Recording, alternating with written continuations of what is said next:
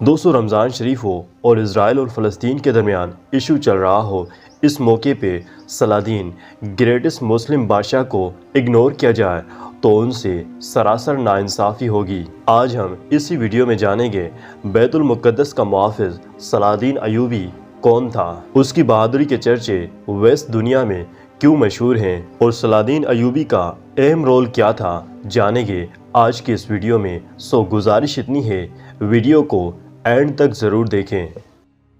Saladin की पैदाइश नूरुद्दीन ज़ंगी यानी ज़ंगी डायनेस्टी में 1138 मौजूदा इराक़ के शहर तकरेद में हुई। बचपन से सलादीन बहादुर और निडर इंसान था, जिसकी सखावत और बुर्दबारी के चर्चे ना सिर्फ मुसलमान बल्कि आज भी ईसाई करते हैं। 1169 इजिप्ट नूरुद्दीन ज़ंगी ने क्रूज़स से मिस्र फतह किया। उस वक्त सलादीन नूरुद्दीन ज़ंगी की आर्मी में था। सिर्फ 31 साल की उम्र में आर्मी का कमांडर बना दिया गया और 4 सालों के बाद इसको मिस्र का हाकिम बना दिया गया। ज़ंगी की वफ़ात के बाद इन्होंने सल्तनत अय्यूबिया का क़याम रख दिया। इक़्तिदार आते ही इन्होंने सीरिया, हलब और दूसरे कई इलाके फतह किए। सलादीन की बहादुरी से सलीबी हुक्मरान रेनाल्ड डर गया, उसके साथ अमन मुआहदा कर लिया ताकि उसकी जान बख्शी जाए।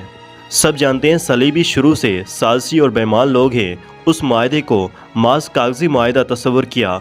ये बदस्तूर मुसलमानों के काफ़िले लूटते और उनका कत्ल किया करते थे, और रेनाल्ड ने मुसलमानों के मुक़द्दस शहर हिजाज यानी मक्का पर हमला करने की प्लानिंग भी बनाई थी। लेकिन इसकी प्लानिंग से पहले सलादीन ने प्लान बना लिया। हतीन के मकाम पर सलादीन के लश्कर इनकी आर्मी को पकड़ लिया। 1187 में एक बड़ी जंग हुई जिसमें 30,000 ईसाई मारे गए, जबकि 30,000 को कैद कर लिया। उस जंग में रेनाल्ड को गिरफ्तार किया गया और सलादीन ने उसका सर अपनी तलवार से कलम किया, क्योंकि ये नामुराद शख्स नबी की शान में गुस्ताखी करता रहता था। हतीन के बाद सलादीन ने बैतुल मुक़द्दस का रुख किया और कसम खाई थी इस दफ़ा सलीबी ईसाइयों से ये किला वापस लेना है। यूँ फिर तारीख़ ने देखा, ईसाइयों ने दरख्वास्त की हम पर रहम किया जाए, लेकिन सलादीन ने इनकार कर दिया।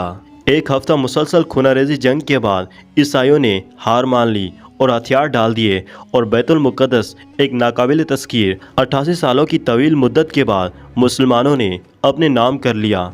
यरूशलेम मस्जिदुल अक्सा की वजह से मुसलमानों का एक मुक़द्दस शहर है, जिसका स्टेटस सलादीन की बहादुरी की वजह से रिस्टोर हुआ।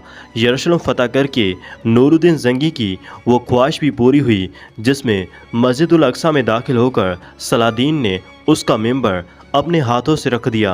मुसलमानों के अजीम सिपाहसालार सलादीन अय्यूबी 4 मार्च 1193 को इंतकाल कर गए, जिसकी कब्र मुबारक दिमश्क में मौजूद है। सलादीन अपनी सल्तनत में पूरे 20 साल राज किया, जिसमें उन्होंने मुखलिसन इस्लाम की खिदमत की।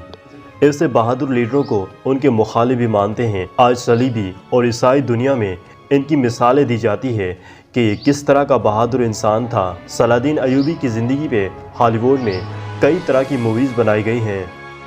सलादीन की ये गलती मानी जाती है, इसने अपनी सल्तनत अपने चंद नालायक लोगों के हवाले की, जिसकी वफ़ात के बाद ये सल्तनत 3 हिस्सों में बट गई, जिसमें सलादीन का भाई मलिक आदिल, उसका बेटा मलिक कामिल की वजह से ये सल्तनत टूट गई। 1270 और 60 के दरमियान अय्यूबी सल्तनत मुकम्मल टूट गई और उनकी जगह तुर्कों ने हुकूमत कायम की, जो ममलूक कहलाती है।